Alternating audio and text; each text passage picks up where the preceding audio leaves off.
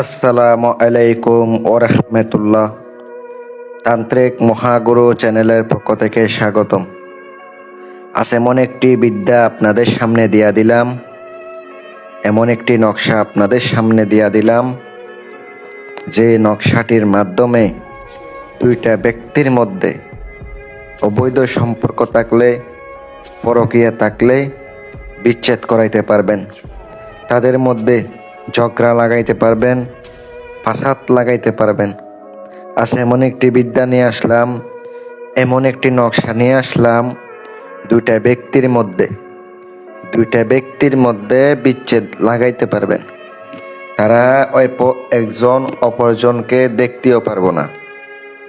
এমন একটি আজকে নকশা দিতেছি, যদি পরকীয়া করে তাকে পরকীয়া সম্পর্ক বিচ্ছিন্ন করতে চান, আজকের একবার এই বিদ্যাটা প্রয়োগ করবেন।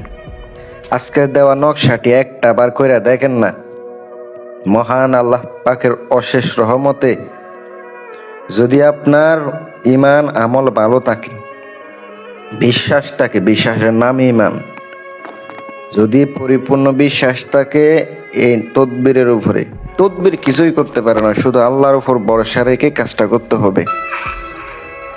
আমি আপনাদেরকে বলে দিলাম, যদি আল্লাহ পাকের উপরে বিশ্বাস রেখে নকশাটা লিখেন, সম্পর্ক বিচ্ছেদ করার জন্য স্বামী স্ত্রী হালাল সম্পর্ক ভেঙে যাবে তৃতীয় ব্যক্তির কারণে।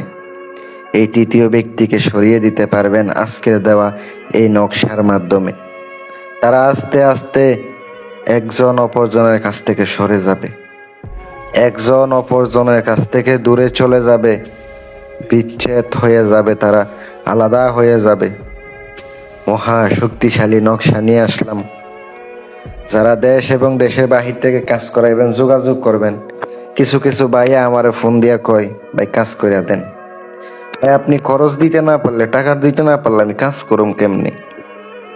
আমার পারিশ্রমিক বেশি, কাজের খরচ বেশি। কাজ করব, গ্যারান্টি সহকারে কাজ করব, কিন্তু কাজের দাম বেশি। আমি সাধারণ কাজগুলা করি না। কারণ কি, ছোটখাটো কাজগুলা মালপত্র কম লাগে, ঠিক আছে, কিন্তু ওগুলা কাজ হয় না। যে কঠিন কঠিন কাজ, যেগুলাতে খরচ বেশি হয়, চালানি কাজ, ওগুলা করব। প্রত্যেকটা কাজ গ্যারান্টি সহকারে হইব। নকশাটি দেখতে পাচ্ছেন, এই নকশাটি আপনি আগে খাতায় উঠায় রাখবেন, আগে ডায়েরিতে উঠায় রাখবেন। নকশাটি কিভাবে উঠাবেন, আপনি এটা মোবাইল থেকে অনেকে দেখে দেখে আমারে বলে, ভাই মোবাইল থেকে দেখে দেখে লিখে ফেলেছি। হবে না, আগে খাতায় উঠায় লিখবেন, খাতা থেকে তারপরে সরাসরি আপনি লিখবেন বসে। বিচ্ছেদের তাবিজ লেখার সময় কিন্তু মুখে নিম পাতা অথবা তিতা জাতীয় যে কোনো কিছু মুখে রাখতে হবে, যেন মুখটা তিতা থাকে। অবশ্যই আপনি এই নকশাটি পশ্চিম দিকে মুখ করে বসবেন। শনিবারের দিন সেতারা বাইর করবেন। সেতারা বাইর কইরা, যদি আপনি শনিবারে করেন দুপুর বেলা কাজটা করবেন, দুপুর বেলা অবশ্যই একটার পরে কাজটা করবেন, একটা থেকে দুইটা। আর মঙ্গলবারে হইলে আপনাকে দুপুর বেলা কাজটা করতে হবে।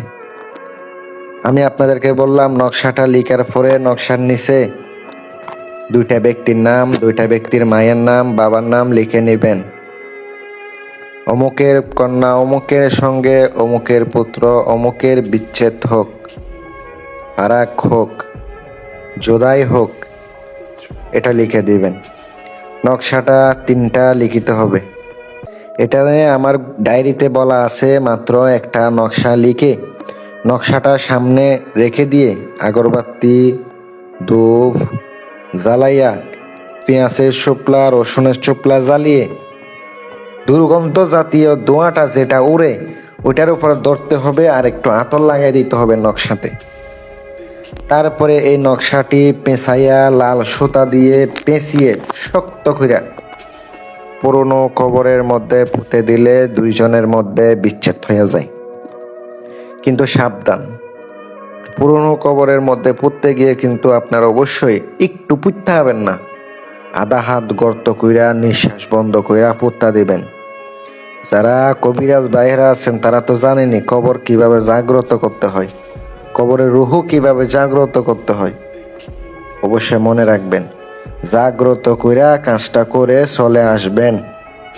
আমি আপনাদেরকে বলে গেলাম আমি সাইফুল কবিরাজ, এখানে বলে গেলাম তাদের মধ্যে বিচ্ছেদ হবে। যদি এইটা দিয়া না হয় তাইলে আপনি অবশ্যই চালানে কাজ করবেন। আসসালামু আলাইকুম ওয়া রাহমাতুল্লাহ।